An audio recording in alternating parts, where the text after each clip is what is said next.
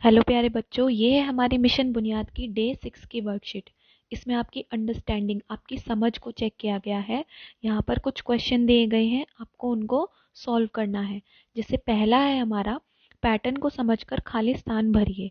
आप इस पैटर्न में कुछ संख्याएं दी गई हैं, आप इनको पढ़िए, इनको समझेंगे तो इनमें कुछ ना कुछ संख्याओं का अंतर है, तो आप उसको पहचानना है। देखो, यहाँ पर और यहाँ पर आप फर्क महसूस करो, कितना फर्क है इसमें। ये सोच के देखो कि इसमें जैसे यहाँ पर 50 का फर्क है, ठीक है। अगर 50 को हम दो में तोड़ दें, 25 और 25, अगर हम यहाँ पर देखें 2850 जैसे लिखा है, तो यहाँ पर हो सकता है 2875 आए, है ना। तो इसी तरीके से हमने यहाँ पर देखा 2875 आएगा यहाँ पे जैसे, ठीक है।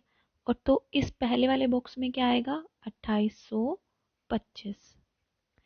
यहाँ पर क्या आएगा, 2900 के बाद देखो हमारा ये पैटर्न बन चुका है अब, 2925। इसके बाद आएगा, इसमें 25 जोड़ दो, यहाँ पे आएगा 2950। फिर आ जाएगा 2975, इसमें 25-25 का फर्क है। फिर यहाँ आ जाएगा, इसमें 25 जोड़ दो, कितना आ जाएगा, 3000। इसमें आ जाएगा 3025। अब ये देखो, 3050 पहले से लिखा हुआ है, इसमें आ जाएगा 3075, क्योंकि 50 में 25 जोड़ोगे, यहाँ पर आ जाएगा 4, 25 और जोड़ दो इसमें, यहाँ आ जाएगा 3100, ठीक है। ये देखो, इसमें फिर 3100 में 25 जोड़ा, 3125। अब यहाँ पर 25 जोड़ दो, 3150, ठीक है। फिर इसमें 25 जोड़ दो, यहाँ का बनेगा 3175। फिर इसमें 75 में 25 जोड़ा, 3200 हो गया। फिर यहाँ पे क्या आ जाएगा, 3225। फिर इस वाले में क्या आ जाएगा बच्चों, 3275, सॉरी 50, 3250 आ जाएगा, ठीक है। और यहाँ पर आएगा 3275। फिर ये हो जाएगा लास्ट में 3300। इसमें आपका 25-25 का अंतर है, जिन्हें जोड़ते ही आपका पैटर्न पूरा हो जाएगा, ठीक है। अब दूसरा क्वेश्चन देखते हैं। अंक 3865 से 3 अंकों की बनने वाली सभी संख्याएं लिखें। आपको 3 अंकों की बनने वाली सभी संख्याएं लिखनी है प्रश्न 2 में। तो कैसे लिखेंगे, इसमें आप इनमें से कोई भी 3 अंक ले लेना और उनकी संख्याएं लिखना शुरू करना। ऐसे कई सारी संख्याएं बनेंगी। जैसे हमने पहले एक बार 3 ले लिया, 3, 8, 6, ठीक है। फिर इसको घुमा दिया, 3, 6, 8। पहले 3 से ही शुरू करो, फिर करो 3, 5, 6, फिर 3, 6, 5, ऐसे 3, 8, 6 हो गया था, 6, 8 हो गया।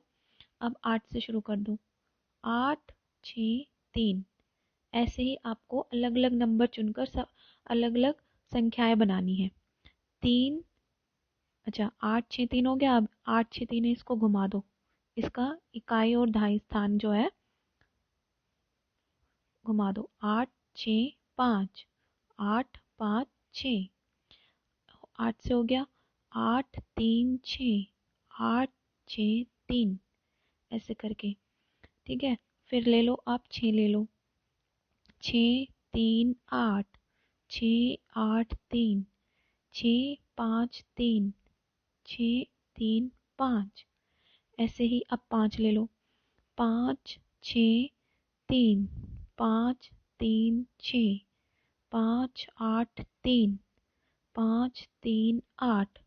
इस तरीके से आप अपने अकॉर्डिंग भी कर सकते हैं, जितनी संख्याएं आपसे बनाई जा रही है। बस ये ध्यान रखना कि कोई भी संख्या सेम ना हो, समान ना हो, ठीक है। प्रश्न 3 में हमसे पूछा है, 4 अंकों की सबसे छोटी संख्या लिखें। बच्चों देखो, सबसे छोटी संख्या ना किसी की भी, वो क्या होती है, 1, 0, 0, 0, 1000। देखो ये 4 अंक है, 1, 2, 3, 4, ठीक है। और ये सबसे छोटी संख्या है, और सबसे बड़ी कौन सी होगी? 9,999। ये सबसे बड़ी होती है और ये पीछे वाली सबसे छोटी होती है। तो इसका आंसर क्या होगा? 1,000। ठीक है।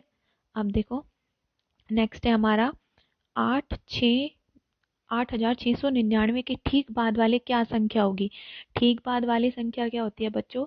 अगर हमें नहीं पता तो हम क्या करते हैं, उसके अंदर एक जोड़ देते हैं। ठीक है, एक जोड़ के 8,699 है ना। 699 के बाद क्या आता है? 700। तो 8,700 होगी। अगला देखो प्रश्न 5 में 6,310 में एक का स्थानीय मान लिखिए। स्थानीय मान हमने पढ़ा है, ये आखिरी वाला होता है इकाई, दहाई, सैकड़ा, हजार। तो एक हमारा कौन से स्थान पर आ रहा है? दहाई स्थान पर। तो इसका क्या है? दहाई स्थान। अगला है 8,765 और 8,895, इनमें से छोटी संख्या कौन सी है? ये देखो इनको, इनके पहले तो ये देखो, ये 87 में आ रहा है, ये 88 में आ रहा है। तो कौन सी है? 87 वाली। सबसे पहले इनका स्थानीय मान देखते हैं हम। ठीक है, कोई भी संख्या छोटी है या बड़ी है, पहले हम इनका स्थानीय मान देखेंगे। देखो इकाई, दहाई, सैकड़ा, हजार। इसमें देखो इकाई, दहाई, सैकड़ा, हजार, दोनों के मान हजार तक है। अब हजार वाली देखो 8 है, 8 है, ये भी सेम है। अब सैकड़ा वाली देखो 7 है, 8 है। तो कौन सी छोटी होगी? 8,765, ये इसका आंसर होगा। ठीक है। अब अगला है क्वेश्चन हमारा 5,321 का विस्तारित रूप लिखे। विस्तारित रूप कैसे लिखते हैं हम? जो भी इनका स्थानीय मान है उनको तोड़ तोड़ कर। 5 का हजार में है, 3 का 100 में है, 2 का 10 में है और 1 का इकाई। ये हो गया।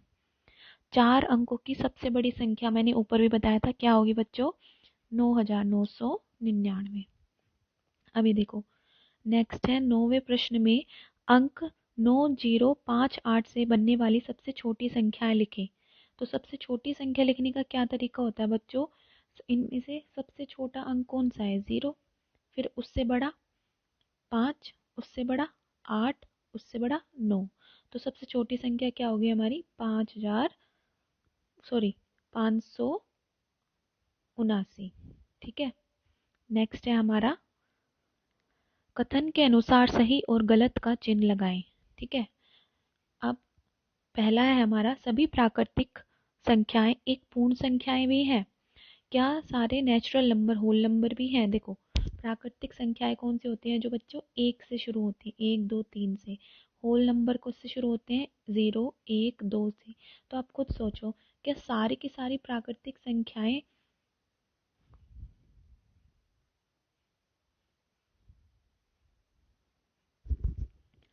अच्छा, तो इसमें था क्या सारी प्राकृतिक संख्याएं एक पूर्ण संख्याएं भी है?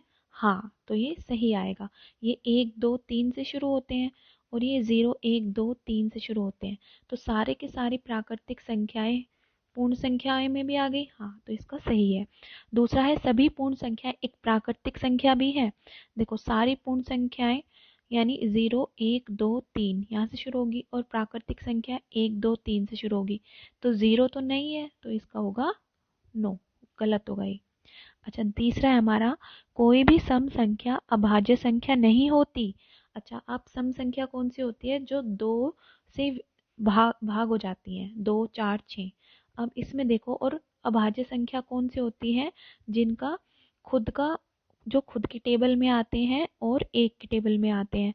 तो अब 2 को लो, 2 जो है एक की टेबल में भी आता है, 2 की। तो 2 जो है हमारा सम संख्या भी है और अभाज्य संख्या भी है। तो ये जो कथन है हमारा ये सही नहीं है। इसमें है कोई भी सम संख्या अभाज्य संख्या नहीं होती। होती है, 2 होती है ना। तो ये कथन हमारा गलत है। तीसरा देखो सभी प्राकृतिक संख्याएं एक पूर्णांक भी है। देखो अब प्राकृतिक संख्याएं हमारी 1 2 3 से शुरू होती है, सबको पता है। पूर्णांक संख्या हमारी जो जितने भी सारे नेगेटिव नंबर्स हैं, -1 -2 0 1 2 3।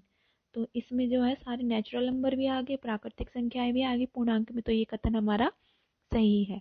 अगला देखो एक ना तो भाज्य है और ना ही अभाज्य संख्या। तो इसका मतलब ये ठीक लिखा है, एक अभाज्य भी नहीं है और एक भाज्य संख्या भी नहीं है। शून्य ना तो अभाज्य संख्या है और ना ही भाज्य संख्या है, ये भी सही है। ठीक है। सातवां है हमारा दो सम संख्या भी है और अभाज्य संख्या भी है, ये भी सही है, मैंने अभी ऊपर बताया है। आठवां है एक विषम संख्या नहीं है। विषम संख्या कौन सी होती है? जो दो से भाग नहीं होती। तो एक तो विषम संख्या है ना, विषम संख्या एक से ही तो शुरू होती है, तो ये गलत है। अगला है नौवा है हमारा 2, 12, 36, 39, 48, 50, ये सभी सम संख्याएं हैं। सम संख्याएं कौन सी होती हैं बच्चों? जो दो से भाग होती है। 2 भी हो जाएगी, 12 भी हो जाएगी, 36 भी हो जाएगी। क्या ये दो से भाग हो सकती है? नहीं, तो ये कथन गलत है। 10वां देखो, प्रत्येक सम संख्या के ठीक बाद वाली संख्या एक विषम संख्या होती है। हाँ, तो ये कथन हमारा सही है। इस तरह ये हमारी डे 6 की वर्कशीट है। आशा करती हूँ आप लोगों को समझ में आई होगी।